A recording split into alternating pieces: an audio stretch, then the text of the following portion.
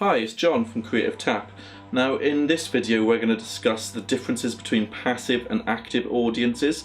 Now before we delve into this, we're going to discuss, well, what is an audience?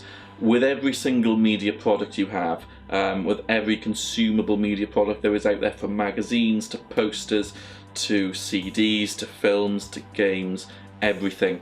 Every consumable media product has an audience. An audience being somebody who consumes that media product, somebody who watches the film, somebody who watches the documentary, someone who reads the newspaper, who buys the magazine, etc, etc. Now how a specific audience member reacts to a media product can specify whether they are a passive audience member or an active audience member. Now, a passive audience member is also known as like a sort of couch potato. Somebody who will, let's say for example, watch a documentary. Let's say it's a documentary on violent youths, for example. Now, a passive audience member would view this documentary and not challenge it, accept everything that's told at them, and they would form their opinions based on literally what they're being told. So they would kind of finish watching this documentary and think, right, all youths are aggressive and violent just because they've seen a documentary saying that these specific youths have been violent, okay? So again, think back to the millennium bug in the year 2K. If you kind of know what that is, it was basically everyone, people thought that when it went from 1999 to 2000, a lot of people thought that all computers were going to go corrupt when it hit the year 2K. Now a passive audience member would be the kind of people who wouldn't even think about this thing for themselves. They'd be like, oh, seen it on the news, it must be true. Which kind of brings us on now to an active audience member.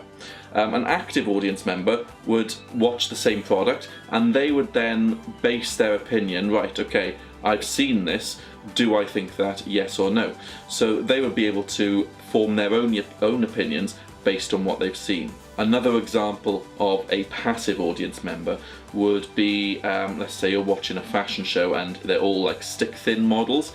A passive audience member would think, oh well, I'd really like to wear those kind of clothes, I've got to be that stick-thin model figure. Whereas an active audience would be able to challenge this and think, well, this is the media, that's kind of how the media is. I don't necessarily have to look like this. So passive audience, they don't challenge the information, they just suck it up and think, right, yeah, that's truth. An active audience member, they're going to challenge it, and not necessarily challenge it, but they'll be able to watch a product and think, right, well, this is what that's saying. Do I believe that? Am I going to now act like that because of A, B and C? Well, maybe not. Maybe they actually make that active choice. So I hope you kind of learned something from this. If you have, give us a comment and tell us what else you'd like to learn.